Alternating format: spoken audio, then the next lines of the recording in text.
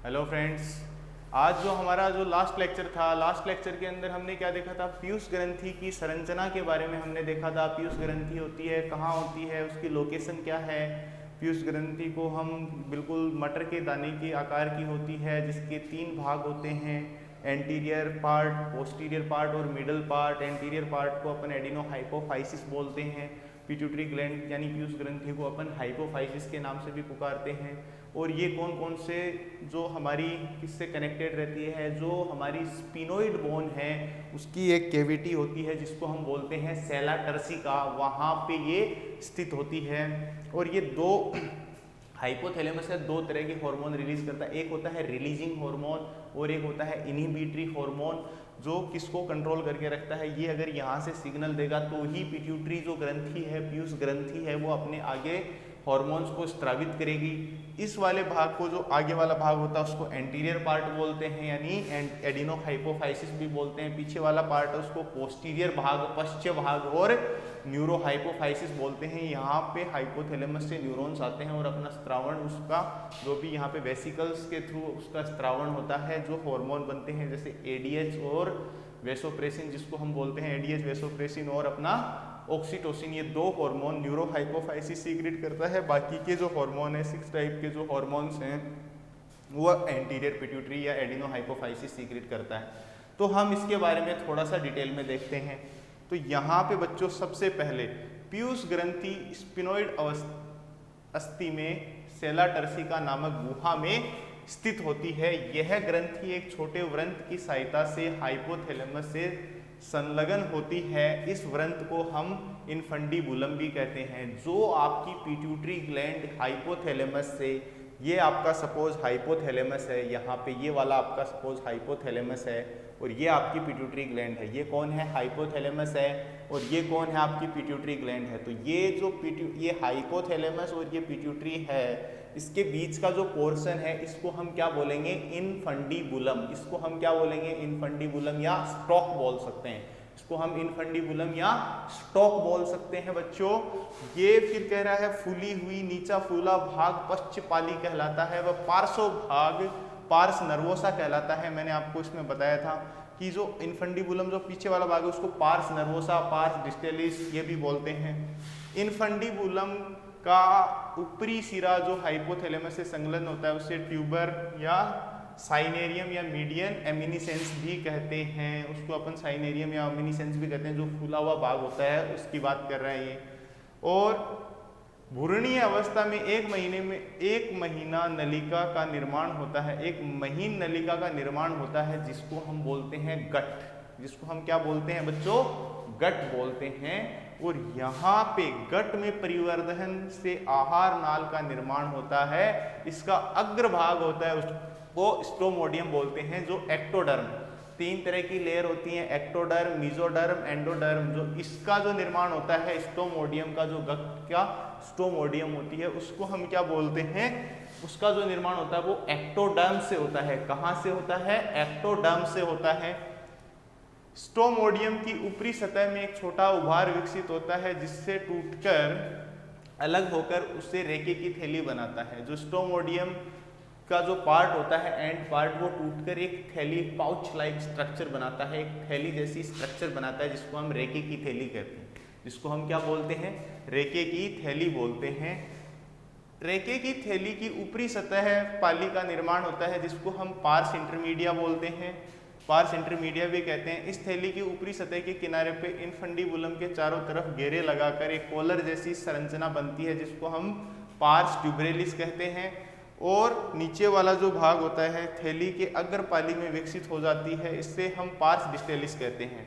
ये बच्चों किसकी बात कर रहा है? यहाँ पे अगर हम यहाँ पे स्ट्रक्चर देखने की एक बार बात करते हैं, यहाँ पे मैंने ऐसी ये बनाई। यहाँ पे ये आपका हो गया हाइपोथैलेमस। मैं इसमें ज़्यादा डायग्राम ड्रॉ नहीं करूँगा। ये हो गया इसका पोस्टीरियर भाग। और ये वाला जो पोर्शन हो गया बच्चों, ये वाला जो इसका भाग हो गया, इसको अपन क्या बोलते हैं? पीछे वाला जो ये वाला जो भाग हो गया इसका, इस वाले भाग को हम बोलते हैं neuro hypophysis. Neuro hypophysis, hypophysis बोलते हैं। और यहाँ पे ये एडिनो हाइपोफाइसिस हो गया। एडिनो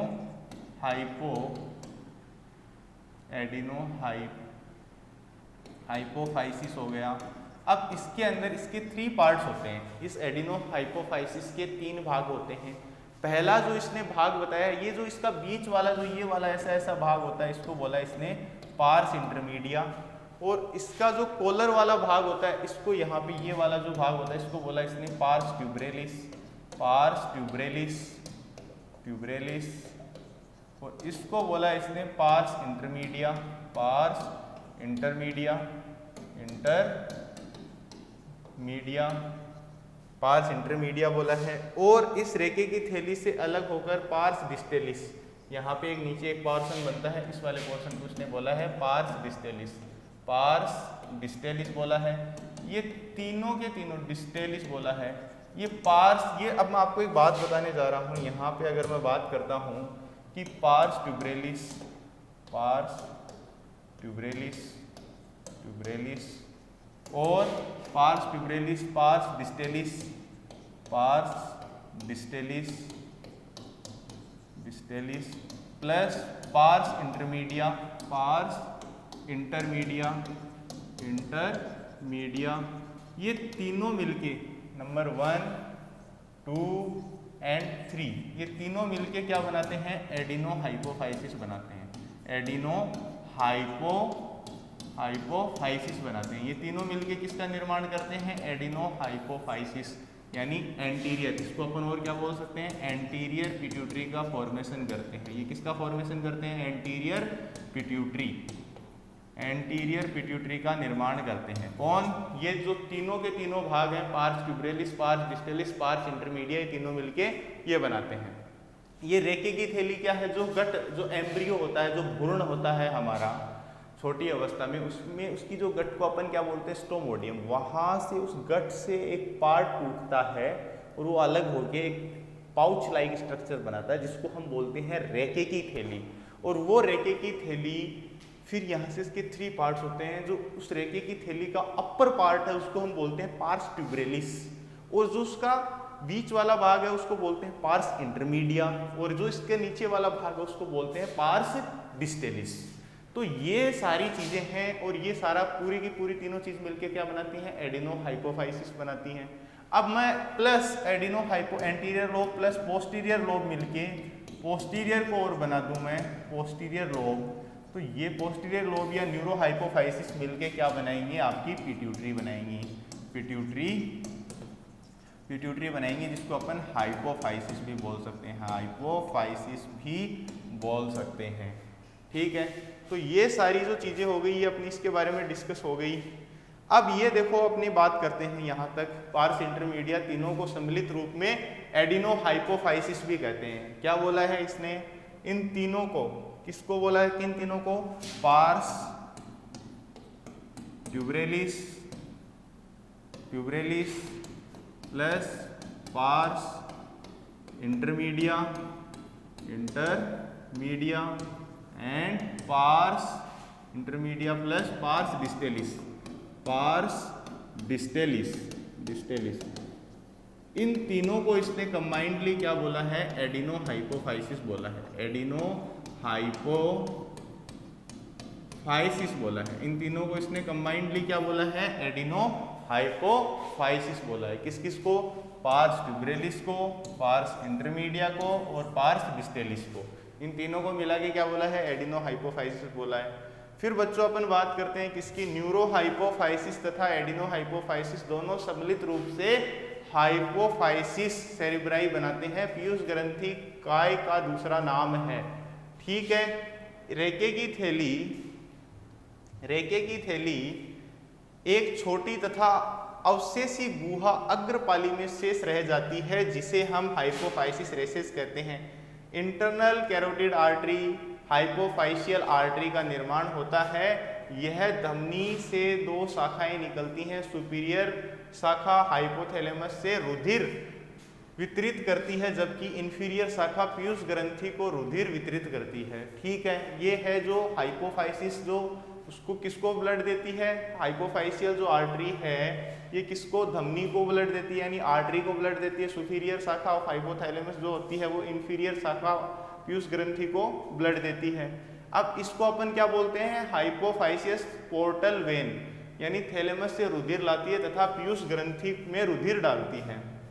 क्या करती है ये पीयूष ग्रंथि से, ये अपन ने बहुत अच्छे से यहाँ पे डिस्कस किया था कि ये जो पोर्शन है इसको अपन ने हाइपोथैलेमस बोला था, और ये वाला जो इसका अग्र भाग था और ये इसका पश्च भाग था। यहाँ से क्या होते हैं, ऐसे कुछ आर्टरीज कुछ वेन्स ये आती हैं और एक ऐसा सिस्टम बनाती है जिसमें बहुत सारी आर्टरीज वेन्स और यही हैं, और ये जो सिस्टम है ये यहाँ पे ब्लड लाता है। कहाँ ब्लड लाता है, इसको अपन क्या बोलते हैं, हाइपोफाइशियल पोर्टल सिस्टम। इसको अपन बोलते हैं हाइपोफाइशियल पोर्टल सिस्टम। इसको अपन क्या बोलते हैं, हाइपोफाइशियल पोर्टल सिस्टम बोलते हैं। तो इसमें अपने को कोई डाउट नहीं होना चाहिए। इसको हम क्या बोलते हैं, अब यहाँ पे जो रिलीजिंग फैक्टर है, अपन हाइपोथैलेमस क्या रिलीज करता है, रिलीजिंग फैक्टर रिलीज करेगा। रिलीजिंग फैक्टर जो रिलीज करेगा ये ब्लड स्ट्रीम के अंदर ही तो करेगा, अरे ब्लड से ही तो जाएगा पिट्यूटरी के पास। फिर जो पिट्यूटरी नीचे के जो हार्मोन है उनको क्या करेगा, एक्टिवेट करता है। हाइपोफाइशियल आर्टरी शाखाएं तथा इनको हम आपसी शाखाओं से मिलकर कोशिकाओं का एक जाल बनाते हैं जिसको अपन सर्किल ऑफ विलिस भी कहते हैं। ये आपके याद रखने के लिए, याद रखना चाहो, ये मानव में मध्यपाली झिल्ली में समान पाई जाती है, जबकि हाथी तथा व्हेल में मध्यपाली झिल्ली अनुपस्थित होती है। मीडियन पार्ट की बात कर रहा है ये। इस कारण मानव, हाथी, व्हेल मध्यपाली हार्मोन अग्रपाली हार्मोन से ही स्त्रावण करते हैं, यानी जो मिडल पोर्शन नहीं होता तो आगे वाले जो उसका भाग होता है उसी से अपने हार्मोन को क्या करता है, स्त्रावित करता है। तो बच्चों यहाँ तक देखो, मैं आपको एक बात बता देता हूँ, ये आपकी जो बुक है वो कवर हो रही है उससे ज़्यादा है। मैंने आपको स्टार्टिंग में जो चित्र बना के बताया वहीं पे कहानी खत्म हो जाती है, लेकिन अब इन हॉर्मोन्स की थोड़ी डिटेल देखते हैं। एडिनो हाइपोफाइसिस 3 प्रकार की सेल्स होती हैं इसके अंदर, 3 टाइप्स ऑफ सेल्स हम यहाँ पे देखते हैं। कौन कौन सी है, बेसोफिल सेल है, ये आकार में बड़ी होती हैं, ये ग्रंथि की परिधीय भाग में पाई जाती हैं, ये संख्या में अधिक होती हैं, इनका जो नंबर होता है वो भी ज़्यादा होता है। एसिडोफिल सेल ये आकार में छोटी होती हैं, ये ग्रंथि के केंद्रीय भाग में पाई जाती हैं, इनकी ये संख्या में कम होती हैं, ये कम होती हैं, इनका जो नंबर होता है वो क्या होता है, कम होता है। जो न्यूट्रोफिल्स हैं ये सबसे छोटे आकार की होती हैं, ये सूक्ष्म मात्रा में पाई जाती हैं, ये बिखरी हुई पाई जाती हैं। एसिडोफिल द्वारा एसटीएच सोमेटोट्रोपिक हार्मोन, एलटीएच जो ल्यूटिनाइजिंग हार्मोन का स्त्रावण होता है। विशेष हार्मोन स्त्रावण बेसोफिल द्वारा होते हैं, ज़्यादातर क्या होते हैं, बेसोफिल सेल्स के द्वारा होते हैं। पीयूष ग्रंथि से केवल प्रोटीन हार्मोन्स का ही स्त्रावण होता है। पीयूष ग्रंथि से ओनली कितने टाइप के हमने हार्मोन देखे थे, नेचर के आधार पे हमने 5 to 6 टाइप के हार्मोन्स देखे थे। कौन कौन से थे, पेप्टाइड हार्मोन्स थे, शॉर्ट पेप्टाइड थे, लघु पेप्टाइड, दीर्घ पेप्टाइड, फैटी एसिड, स्टीरॉइड्स, तो हमने बहुत सारे तरह के हार्मोन्स देखे थे। अब उसमें से जो सबसे पहला अपन बात करते हैं, हार्मोन सीक्रेटेड बाय एडिनोहाइपोफाइसिस। एडिनोहाइपोफाइसिस पार्ट से जो हार्मोन सीक्रेट होते हैं वह सारे के सारे हार्मोन कैसे होते हैं, प्रोटीन हार्मोन्स होते हैं। जितने भी हार्मोन्स होते हैं वो प्रोटीन के बने होते हैं। तो प्रोटीन हार्मोन्स कौन कौन से होते हैं, सबसे पहले हम बात कर रहे हैं कि प्रोटीन हार्मोन, सबसे पहले ग्रोथ हार्मोन, इसका जो दूसरा नाम होता है उसको हम बोलते हैं सोमेटोट्रोपिक हार्मोन। इसका जो दूसरा नाम होता है उसको अपन क्या बोलते हैं, सोमेटोट्रोपिक हार्मोन। ये क्या करता है, ये इसका मुख्य प्रभाव होता है वृद्धि पर व उपापचय पर, मेटाबॉलिज्म पे और उपापचय। जो हमारा मेटाबॉलिज्म है, जैसे कि कुछ लोग जो भी हम न्यूट्रिशन लेते हैं, खाना खाते हैं, तो उसका मतलब एक मेटाबॉलिज्म यूटिलाइजेशन ज़्यादा हो, और दूसरा जो है, पहला जो है वो कौन सा है, ग्रोथ, यानी ज़्यादा से ज़्यादा ग्रोथ करवाने में किसी पर्टिकुलर ऑर्गन, पर्टिकुलर पार्ट, यानी पूरी बॉडी की ग्रोथ के लिए ये रेस्पॉन्सिबल होता है। और मेटाबॉलिज्म के लिए सोमेटोट्रोपिक या जो ग्रोथ हार्मोन होता है वो रेस्पॉन्सिबल होता है। अब हम इसमें बात करते हैं वृद्धि प्रभाव। अस्थि पर, यानी जो हमारी बोन्स हैं उनकी जो लेंथ है उसके ऊपर ये अपना इफेक्ट शो करता है। अस्थियों की लंबाई को बढ़ाता है, जो हमारी बोन्स हैं उनकी लेंथ को बढ़ाता है।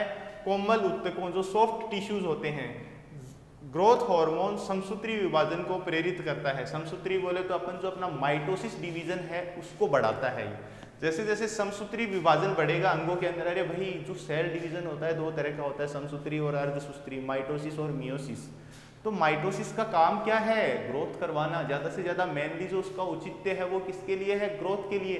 तो समसूत्री विभाजन से क्या होगा? यानी समसूत्री विभाजन होगा तो कोशिकाएं हैं, कोई एक सेल है, एक सेल डिवाइड करेगी, दो बनाएंगी, दो आगे फर्दर डिवाइड करेंगी, चार बनाएंगी, इस तरीके से ये अपना डिवीजन शो करता है, यानी माइटोसिस को प्रमोट करता है। ये किसको प्रमोट करता है? माइटोसिस को। जैसे जैसे माइटोसिस होगा सेल्स के नंबर बढ़ेंगे, वृद्धि बढ़ेगी, ग्रोथ बढ़ेगी। दूसरा है ग्रोथ हार्मोन, जैसे कोशिका संख्या बढ़ाना, जैसे यकृत की सेल्स का बढ़ाना। ग्रोथ पेशियों में उपस्थित वृद्धि को कोलाजन व संश्लेषित बढ़ाकर प्रेरित करता है, मतलब कोलेजन फाइबर्स वगैरह हैं इनके जो फॉर्मेशन है उसको करता है ये। और हम बात करते हैं किसकी? अब ये जो फैट होती है, जो वृद्धि हार्मोन वसा उत्तकों में लिपिड का ऑक्सीकरण यानी लिपोलाइसिस करता है, और इससे क्या मिलता है? लिपोलाइसिस करता है। वृद्धि हार्मोन के कारण प्रोटीन कार्बोहाइड्रेट की जगह वसा को ऊर्जा के लिए उपयोग में लेता है। आपको पता है कि जो हमारा फैट है उसका ऑक्सीडेशन होना बहुत मुश्किल है, बट ये जिसका अंदर ज़्यादा सीक्रेट होता है ये उस फैट को भी डिजोल्व कर देता है। प्रोटीन वृद्धि हार्मोन कोशिका में लगभग सभी अमीनो अम्ल के लिए पारगम्य होता है। जितने भी प्रोटीन, जितने भी अमीनो एसिड्स होते हैं सबके लिए परमिएबल होता है। अधिकतर कारण अमीनो अम्ल की अधिकता के कारण कोशिका में अधिक प्रोटीन का निर्माण होता है। जितने ज़्यादा अमीनो एसिड होंगे उतने ही ज़्यादा प्रोटीन बनेंगे।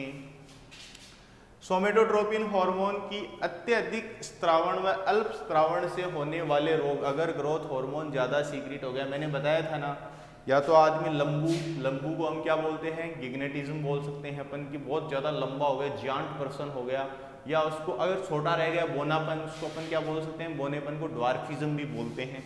तो ये देखो अगर ये ज़्यादा हो गया, ये सोमेटोट्रोपिक हार्मोन अगर ज़्यादा हो गया, ये कौन सीक्रेट करवाएगा? वहाँ से रिलीजिंग फैक्टर आएगा। कहाँ से? इसके हमेशा हर हार्मोन में यही याद रखना, एंटीरियर पोर्शन वाले जो आपके हार्मोन्स उनमें सब में याद रखना।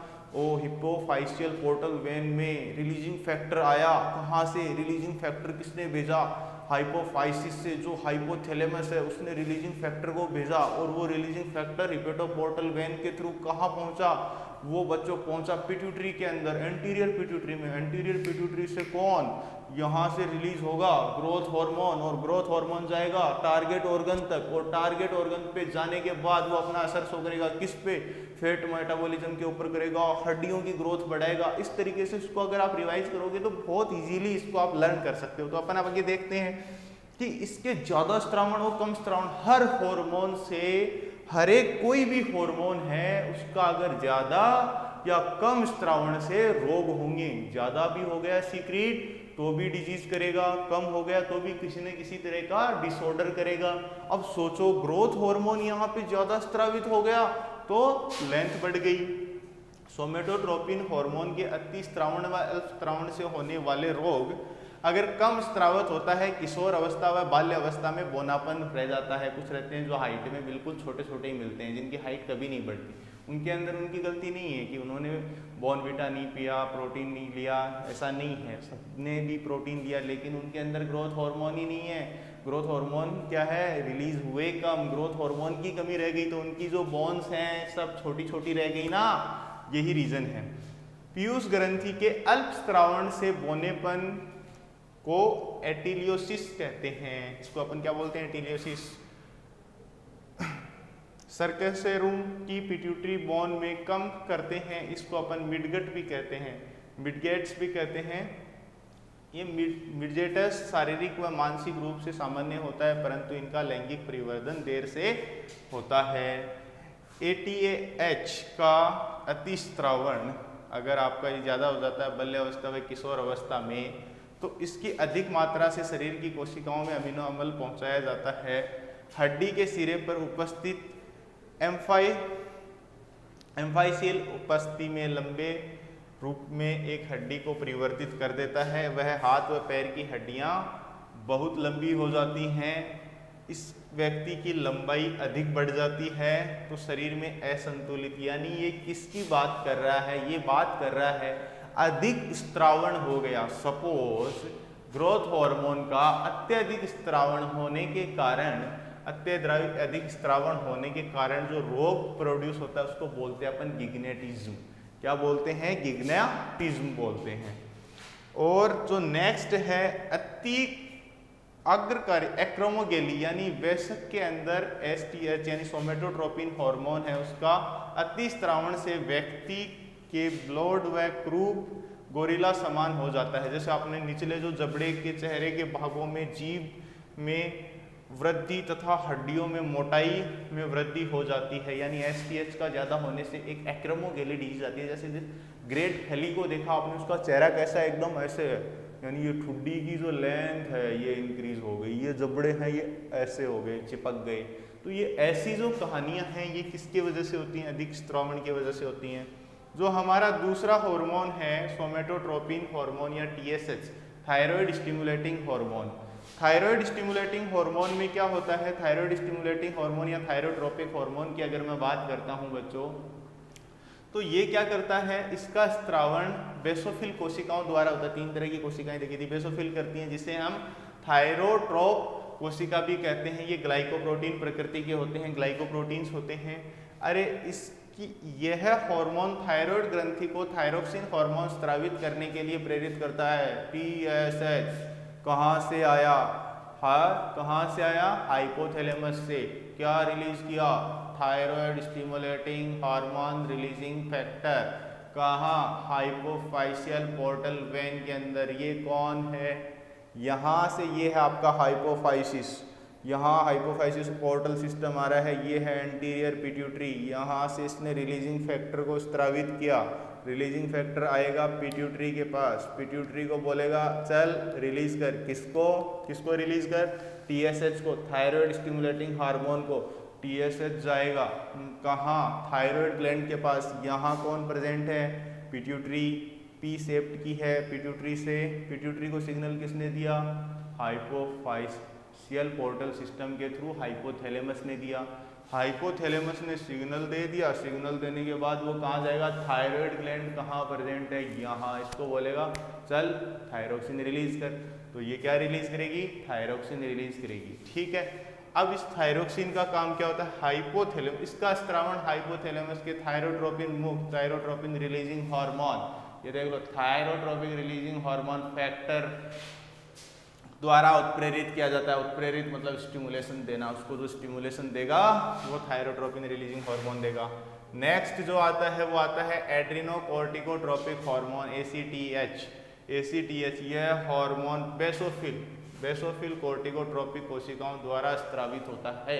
ओके, तो एसी मनुष्य में एसीटीएच में वेलिन तथा टायरोसिन अमाइनो अम्ल कितने होते हैं? अधिक होते हैं। यह हार्मोन एड्रिनल ग्रंथि के कोर्टेक्स भाग को हार्मोन स्रावित करने के लिए प्रेरित करता है।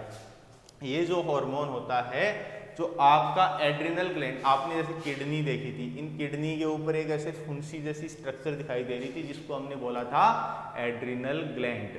अब वो एड्रिनल ग्लैंड के भी जैसे किडनी में भाग थे, एड्रिनल कॉर्टेक्स, मेडुला, वैसे ही भाग होते हैं। किसके? अपनी एड्रिनल ग्लैंड के। तो उसके जो एसीटीएच को भी ब्रेन ने सिग्नल दिया चल रिलीजिंग फैक्टर। एसीटीएच गया कहाँ? पिट्यूटरी, पीयूष ग्रंथि। पीयूष ग्रंथि के अग्रभाग में, अग्रभाग को क्या बोलते हैं अपन? एडिनो हाइपोफाइसिस या एंटीरियर लोब। एंटीरियर लोब में ब्लड के थ्रू कौन सा हार्मोन गया? एड्रिनोकोर्टिकोट्रोपिक रिलीजिंग फैक्टर गया। उसने कहा कि एसीटीएच को सीक्रेट कर। एसीटीएच जाएगा ब्लड में, एसीटीएच ब्लड में जाएगा, ब्लड के थ्रू आर्टरीज वेन से पहुंचते पहुंचते किडनी के पास जाएगा। किडनी की कौन सी? एड्रिनल ग्लैंड में जाएगा। एड्रिनल ग्लैंड के अंदर जाके उसके कोर्टेक्स पार्ट को बोलेगा चल एल्डोस्टेरोन वगैरह का सीक्रेशन कर, तो वो उसका सीक्रेशन करती है। ठीक है, कोर्टेक्स भाग में जाके स्रावित कराता है, प्रेरित करवाता है। नेक्स्ट जो अपना हार्मोन है वो है बच्चों एफएसएच या फॉलिकल स्टिमुलेटिंग हार्मोन। क्या है? कौन सा है? फॉलिकुलर स्टिमुलेटिंग हार्मोन, जिसको पुट्टी का प्रेरण भी बोलते हैं।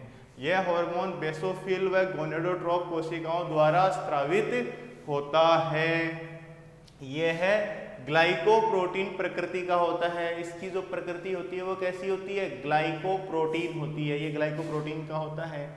यह नर तथा मादा दोनों में स्रावित होता है।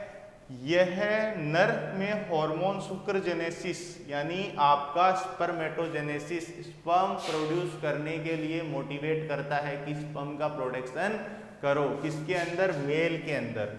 और मादा के अंदर ये अंडा से ईच एंड हर एक मंथ मादा द्वारा ओवरी से ओवम रिलीज किया जाता है। 28 डेज की जो मेंस्ट्रुएशन साइकिल होती है उसमें ये oogenesis यानी ओवम को सीक्रेट करवाने का प्रोसेस करता है।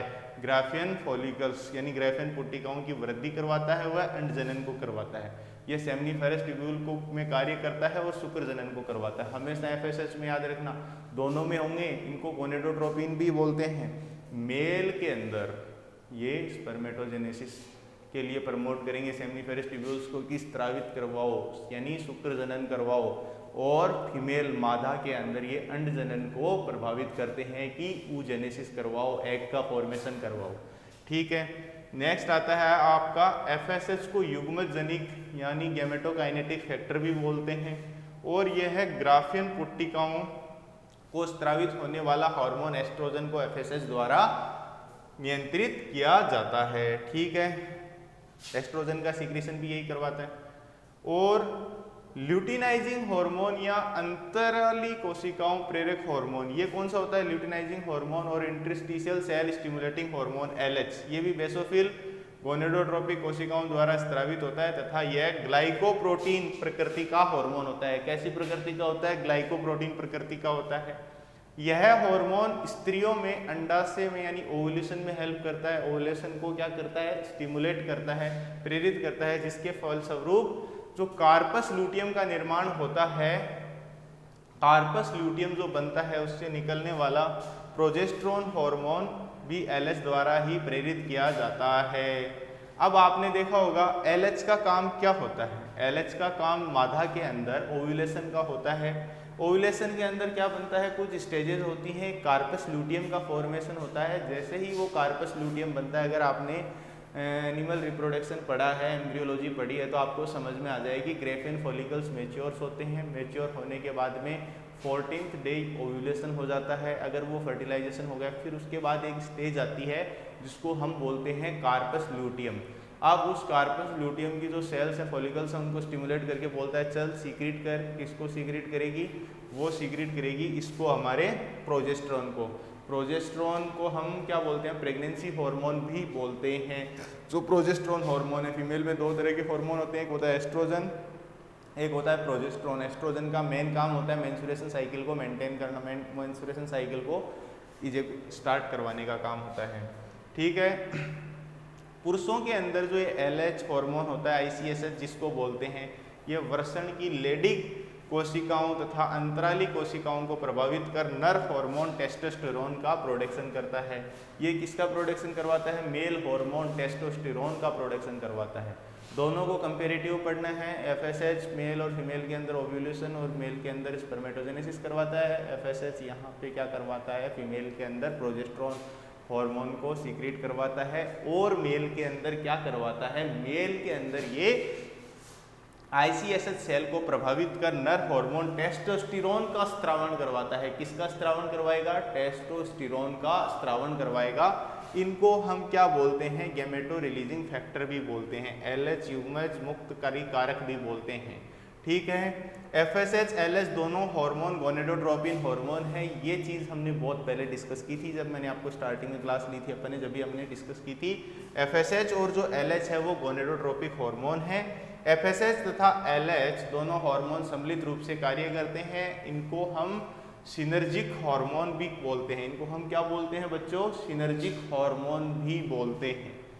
ठीक है, गोनेडोट्रोपिन हार्मोन लैंगिक परिपक्वता के समय स्त्रावित होते हैं, और ये स्त्रावण हाइपोथैलेमस द्वारा नियंत्रित होता है, जिसके द्वारा इनका नियंत्रण गैमेटोजेनेटिक यानी बायोलॉजिकल क्लॉक भी मानी जाती है। मेरी बात को बहुत ध्यान से सुनना। सारे काम कौन कर रहा है? सारे काम कौन कर रहा है? सारे के सारे जो काम है वो हाइपोथैलेमस करवा रहा है। ये एंटीरियर पिट्यूटरी का इसमें कोई हाथ नहीं है। एंटीरियर पिट्यूटरी का कौन बोलता है? मास्टर ऑफ मास्टर ग्लैंड कौन है? हाइपोथैलेमस है। हाइपोथैलेमस बोलेगा रिलीजिंग फैक्टर रिलीज करेगा, गोनेडोट्रोपिन रिलीजिंग फैक्टर जीएनआरएच को सीक्रेट करेगा।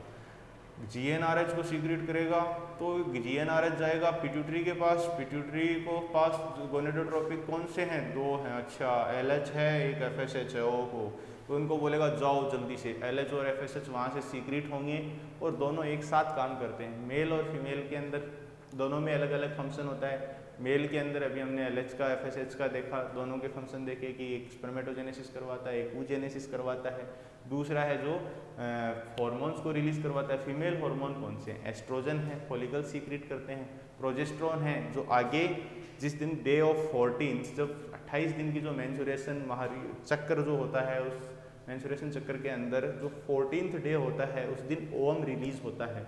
ओवम रिलीज होने के बाद में वो ग्रेफेन फॉलिकल कन्वर्ट हो जाते हैं कॉर्पस ल्यूटियम के अंदर।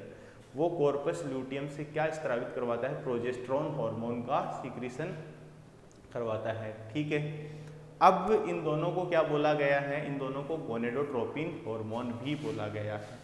तो ये बात आप याद रखना, जो लास्ट हार्मोन है एंटीरियर पिट्यूटरी का उसको अपन बोलते हैं ल्यूटोट्रोपिक या प्रोलैक्टिन या लैक्टोजेनिक या मेमेटोट्रोपिन हार्मोन भी बोलते हैं। लैक्टोजेनिक मतलब मिल्क सीक्रेशन, प्रोलैक्टिन मिल्क का सीक्रेशन, लैक्टोजेनिक मतलब लैक्ट यानी मिल्क, मेमेलोट्रोपिन मतलब मेमोरी ग्लैंड से मिल्क का सीक्रेशन, मेमोरी ग्लैंड के अंदर मिल्क का सीक्रेशन।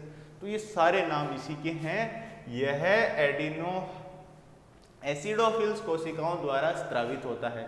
ये कौन सी कोशिकाएं स्त्रावित करती हैं? जो आपकी एसिडोफिल्स सेल्स हैं वो इसका स्त्रावण करती हैं। लैक्टोजेनिक दुग्ध का निर्माण होता है। प्रोलैक्टिन हार्मोन महिलाओं में व शिशु जन्म के बाद आफ्टर डिलीवरी क्या होता है? दुग्ध निर्माण के लिए उत्तरदायी होता है। जो फीमेल्स में after delivery, after the birth of baby, यानी बेबी जो बच्चे का जन्म होता है उसके बाद में जो फीमेल्स होती हैं वो उसको स्तनपान करवाती हैं, मतलब मिल्क ब्रेस्ट फीडिंग करवाती हैं। तो उस टाइम पे वो प्रोडक्शन कौन करवा रहा है? उसमें प्रोलैक्टिन करवा रहा है। यहाँ पे इसके साथ में एक चीज़ बोलता हूँ, प्रोलैक्टिन मिल्क का सिंथेसिस करवाता है। एक न्यूरोफाइसिस का हार्मोन है, न्यूरोहाइपोफाइसिस वाला जो पोर्शन है पिट्यूटरी का यानी पोस्टीरियर पिट्यूटरी, ऑक्सीटोसिन है वो क्या करवाएगा? मिल्क को इजेक्ट करवाएगा, यानी मेमोरी ग्लैंड से मिल्क को सीक्रेट करवाने का काम जो करता है वो कौन करता है? जिस टाइम पे बच्चा ब्रेस्ट फीडिंग करता है उस टाइम पे ऑक्सीटोसिन रिलीज होता है। जो ऑक्सीटोसिन है वो मेमोरी ग्लैंड से उस ब्लड को इजेक्ट करता है, यानी बाहर निकालने में मदद करता है, बाहर निकालता है, स्त्रावित करवाता है, सीक्रेशन करवाता है। तो ये बात आप सभी को समझ आई होगी। स्तन ग्रंथियों में दुग्ध निर्माण के लिए, परिपक्व करने के लिए एस्ट्रोजन डक्ट व लोब्यूल ग्रोथ के लिए कार्य करते हैं, परंतु ये दोनों हार्मोन दुग्ध निर्माण में समीपत रहते हैं। यहाँ पे जो आपके ट्यूब्यूल्स हैं उनकी भी ग्रोथ, जो मेमोरी ग्लैंड्स के ऊपर जो ट्यूब्यूल्स होती हैं उन ट्यूब्यूल्स की भी ग्रोथ यानी वो साइज में, लेंथ में बड़ी होती हैं ताकि उनसे जो जल्दी से मिल्क वगैरह वो सीक्रेट हो सके। तो ये क्या है? हाइपोथैलेमस सभी पिट्यूटरी हार्मोन को प्रेरित करता है परंतु प्रोलैक्टिन हार्मोन को संदर्भित करता है, क्योंकि सामान्यतः प्रोलैक्टिन संवर्धन यानी डोपामाइन प्रेरित हार्मोन से अधिक है। अब ये मैंने क्या बोला था? दो तरह के हार्मोन रिलीज करता है, एक रिलीजिंग हार्मोन, एक इनहिबिटिंग हार्मोन। ये उसके बाद में कुछ समय बाद में प्रोलैक्टिन संदमन हार्मोन डोपामाइन एक कैटकोलेमिन जैविक सक्रिय अमीन है जो हाइपोथैलेमस एक न्यूरो हार्मोन है, वह दूध को निर्माण में संदमित करता है। गर्भावस्था के समय प्रोलैक्टिन हार्मोन धीरे धीरे बढ़ता जाता है, जो प्रेगनेंसी का टाइम होता है उस टाइम पे इसका लेवल बढ़ता जाता है, परंतु अधिक मात्रा में एस्ट्रोजन व प्रोजेस्टेरोन के कारण प्लासेंटा के स्त्रावण के कारण दुग्ध निर्माण संदमित होता है। पार्चुरेशन के समय के बाद प्लासेंटा से बाहर निकलने से संचारणशीलता एस्ट्रोजन व प्रोजेस्टेरोन अत्यधिक कमी आ जाती है। जैसे ही प्लासेंटा यहाँ से बाहर निकलने के बाद में एस्ट्रोजन और प्रोजेस्टेरोन की कमी आ जाती है। एस्ट्रोजन की कमी से प्रोलैक्टिन संदमन बंद हो जाता है, यानी प्रोलैक्टिन का जो फॉर्मेशन है वो बंद हो जाता है, वह दुग्ध निर्माण शुरू हो जाता है। ठीक है, बच्चों को दुग्ध पिलाने के लिए प्रोलैक्टिन का स्त्रावण बढ़ जाता है, परंतु अत्यधिक प्रोलैक्टिन GnRH के स्त्रावण में मंदित करके अंडाशय में गोनेडोट्रोपिन के कार्य में मंदिता करता है। अनपेक्षाकृति ओव्यूलेशन में संदर्भित होता है, वह अंडाशय को निष्क्रिय हो जाता है। अब अपन यहाँ तक आज अपन यानी ओव्यूलेशन के टाइम पे ही सीक्रेट होता है, कुछ टाइम के बाद में inhibin gonadotropin inhibiting hormone secrete होता है, कुछ टाइम के बाद में ये इनहिबिट हो जाता है, ये इसी टाइम पे इसको हेल्प करते हैं। आज का जो हमारा लेक्चर है इसके अंदर हमने एंटीरियर पिट्यूटरी के सारे हार्मोन्स को डिस्कस किया। आगे आने वाली नेक्स्ट क्लास के अंदर हम मिडल पार्ट जो मध्य पार्ट है, मध्य भाग है, उसके हार्मोन्स को प्लस उससे लास्ट वाले जो आपका मिडल पोर्शन और पोस्टीरियर वाला जो पोर्शन है उसके हार्मोन्स के बारे में हम डिस्कस करेंगे। Thank you very much.